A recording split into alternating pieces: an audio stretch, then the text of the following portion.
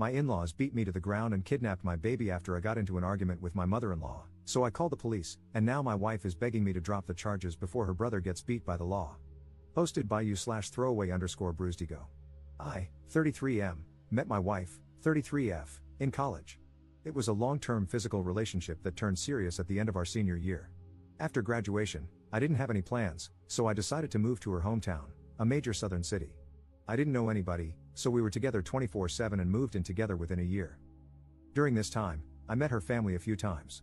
She had a huge extended family where her mom, Sharon, was the matriarch. Her dad died in a workplace accident, and her mom received a lot of money. She was smart, invested it well, and is doing fine financially. All of Sharon's siblings and nieces/nephews look to her for advice on all major life decisions. She's paid for school, weddings, and helped start businesses. My wife has 2 brothers, whom I always got along with. We would hang out independently of my wife a few times a year. We got married after 3 years, and when my son was born, Sharon bought us a house 3 blocks from hers. We had been living in a downtown loft-style apartment, and honestly, this was a relief. But with the house came Sharon constantly being in my life, coming into the house unannounced, giving unsolicited advice, and making snide remarks at my expense. Eventually, 18 months later, we had a blowout fight, and I moved my family across town to an apartment. My wife was pissed, and our relationship deteriorated. Sharon hates me and has turned most of their family against me. I didn't attend any of her family events for over a year. My wife still saw her family, but because I wasn't invited and they were over 30 minutes away, it was much less frequent. Sharon went from seeing her grandson almost every day to once a month, which made her hate for me go through the roof. The incident. My wife had to work, and I was asked to take my son to his cousin's birthday party. The party was at Sharon's house, and if it hadn't been for my son's first cousin, who is only 6 months apart in age, I would have said no. It was tense the moment I walked in. The father of the birthday boy, my brother-in-law, greeted me, but no one else spoke to me. I didn't mind and sat in the corner on my phone. This apparently pissed off Sharon because she thought I was being rude.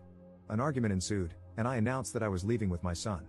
Sharon said, "You can go, but my grandbaby is staying." At this point, I lost my cool and started cursing her out. I woke up on the front lawn. Apparently, my 2 brothers-in-law beat the hell out of me in front of my kid. 2 of her cousins were helping me up and told me just to leave. I immediately called the police and reported that I was assaulted and that my child was kidnapped.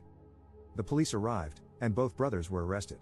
Sharon lost her crap on the police, and my wife arrived as her mother was being arrested for refusing to release my son. Her mom was eventually released, but her brothers were arraigned on assault charges. The father of the birthday boy had a prior assault charge from college, so he is facing serious consequences. My wife is mad at everyone but asked me to drop the charges. I not only refused but also got restraining orders against all 3 of them. Her mother is no longer allowed to be near our child, and her brothers have court dates early next year. Last month, my wife moved out of the house, and we are now headed for divorce. Yesterday, she came to me with one last offer, for us to move to another city and start over, but only if I drop the charges against her brothers and remove the restraining order on her mom. I told her I would think about it, but I believe I'd rather get divorced. I honestly want to keep my family, but I don't believe she'll ever abandon her family for me. If I drop the charges now, I doubt I could bring them back later. Am I wrong for not trying to save my family? Edit. This blew up overnight. My wife's cousin DM'd me because she found it. She was there that day and told me to add some more context because her family is getting railed in the comments. She's right, so here are a few more things. I don't think anyone is evil in this situation. Everyone loves Sharon and her advice except me. She's not a mean person, but we are polar opposites in many ways. My wife is the baby and only girl, so I'm sure that has a lot to do with our conflict. Sharon losing her crap on the police was uncharacteristic, and even I was surprised. My wife is a great mom and partner, but her inability to be independent of her mom's influence is our issue. She is mad at her brothers and isn't talking to either of them. She's also mad at her mom for starting the argument and refusing to release our son. She's just trying to find a middle ground. I genuinely think she hopes a fresh start can save our marriage. Until we moved into that house, I would say our relationship was good. As far as her brothers and the assault, I remember the first hit, but I was dazed immediately. The last thing I remember was flailing like a child while getting hit a few more times. What I don't remember is my kid screaming to stop hitting my daddy and then picking me up and dropping me on the lawn like trash. I have to acknowledge that my pride hurt more than my bruises. I genuinely liked both her brothers, and to be fair, F you and Beach came out of my mouth when I cursed out Sharon. I'm not 100% innocent. This is the South, so the police even said, "What did you expect to happen?" I don't know if stopping pursuing this would prevent it from happening again or not. Relevant comments. Commenter. Pressing charges isn't a thing, the state decides. Ops response. I just want to comment on this because it keeps coming up, you are 100% right. In the initial confrontation, the cops asked if I wanted them arrested, and I said yes. I was more bruised than bloody, and they were willing to let it go as a family dispute. That's where the "what did you expect to happen" conversation came from. I'm not pressing charges per se, but I'm not letting it go.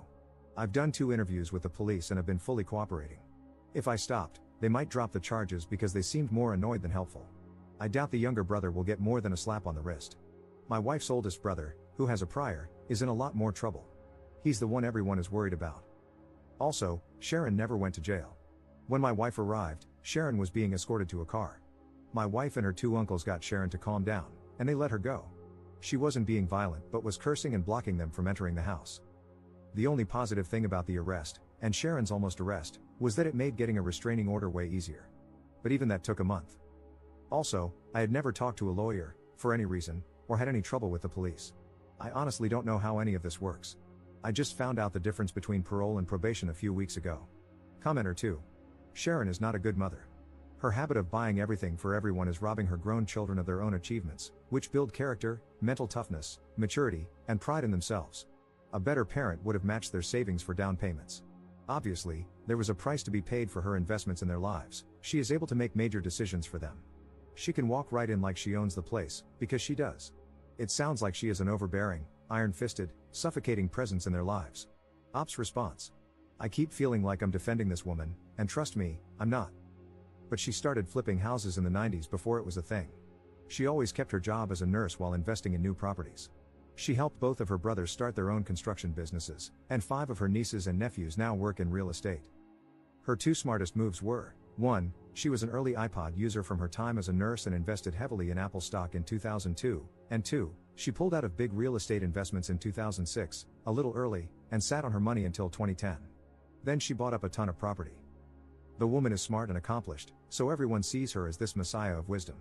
When she deemed me a jerk for not wanting her in my house constantly, and then an even bigger jerk for moving my family across town, everyone fell in line. If Sharon thinks he's bad, he must be bad. Update 4 months later. I've been wanting to write an update and answer questions for a while, but after my original post, many Reddit lawyers reached out and told me to stop talking immediately. Since things were very uncertain and my divorce wasn't settled, I decided not to respond or update anything until things calmed down. A lot has happened to so many people involved, so I think I'm just going to break it down by person. Me. I moved back to the West Coast, where I am originally from. I decided to move forward with the divorce, so I moved home. Furthermore, I had nothing left for me in that city, as I only had a few friends, my son, and a lot of bad memories. My ex and son cried a lot the day I left, and that hurt my soul, but it was best for all parties involved. So, I moved back home to be around my family and my support system. I got a good paying job, and I'll be subletting a 2-bedroom apartment starting next month. My son spent the holidays with me, staying with my parents, and I plan to see him on Easter. Going forward, as laid out in our custody agreement, my son will stay with his mother until he is 12. I'll get him for Easter and summers, and we'll switch Christmas and Thanksgiving every year. When he's 12 and needs a father figure, he'll come live with me until he is 18. I talk to my son every day on the phone for at least an hour, and I'll try to fly out there a few times a year. I can't shake the feeling that a piece of me is missing, and I wish it was just my son, but I miss my wife too. My ex-wife. So, the divorce is basically settled, and I obviously didn't move away with her. In the end, she saw my post and the comments and realized that she shouldn't have asked me to stop pursuing the case. She asked again, saying we could move and just get away from her family. Too much had happened, and our relationship was a shell of what it once was. We both said and did things we forgave but can't forget. I wish this were a movie and I could just say, love conquers all, or screw her, she is evil, but that isn't real life. I'm torn between both loving this person and knowing we aren't right for each other. While she didn't want to move forward with the divorce, she didn't fight me on it either. We were able to settle everything without lawyers and only use them for paperwork and fine details. We talk daily because of our son, and she says she is doing well, but the last time I FaceTimed her, I could tell she isn't eating. My sister said it's post-breakup hotness, whatever that means, but she looks more sick than hot. She hasn't spoken to her brothers since that day and blames them for a lot of what happened. Her relationship with Sharon is also very strained, and they barely talk as well. Ironically, she is hardly speaking to the family she was so desperately trying to keep together. I honestly wish she would talk to her family again because I worry about her a lot. People were very mean to my ex-wife, saying she was a terrible mother and wife. I think she lives for and would die for her family, and all her actions were to keep us together. She told me her 2 biggest regrets were moving into Sharon's house and moving out of our apartment. Those 2 actions caused most of our problems. She is a great mother to my child, and I will always have her back. The brothers. I didn't expect much in terms of punishment in this case. They both pleaded guilty to simple assault, which only carried minimal consequences. Both brothers spent a night in jail, received fines, and were ordered to attend anger management. The older brother had a prior incident that I mentioned in an earlier post. It was a bar fight in his early 20s, where he hit a guy with a bottle and was charged with assault. Since that case was over 15 years ago, and he's now married, a pillar of the community, etc., he was given probation for a year, and that was the end of it. Both brothers have partners in life, and the older one is married. I've known his wife for many years, and we've always been friendly. Because of the restraining order, both spouses reached out on behalf of the brothers to speak to me. I barely knew the younger brother's girlfriend, but since I knew the wife, I spoke to her. She said both brothers regretted their actions and asked me to lift the restraining order and not pursue charges. We had a brief conversation, but I simply told her that I don't forgive her husband and brother-in-law, and I'm moving forward with both. As we ended the conversation, I told her not to call me again, and I haven't heard from either brother since. I don't know anything beyond what my ex tells me, and she isn't speaking to them. Sharon. So, I did have it out with Sharon, and it went about as well as you can imagine. Here's a little backstory on our relationship. Let's start by saying my ex and her family are devout Christians who go to church weekly. I'm a lapsed Catholic who goes to church 3 times a year.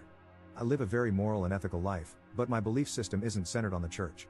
Furthermore, I consider myself a moderate liberal, while her family are moderate conservatives. For example, I support the Second Amendment, and Sharon supported gay marriage. Ideologically, we were far apart but agreed on the important things in life. The real problems began when my son was going to be baptized. My mom wanted him baptized Catholic, while Sharon wanted him baptized Protestant. Lots of snide remarks about Catholics were made, but I let it go at the time. My ex and I decided to wait and let our son decide, which Sharon hated. When my ex started going back to church and I wasn't in attendance, that further widened the divide.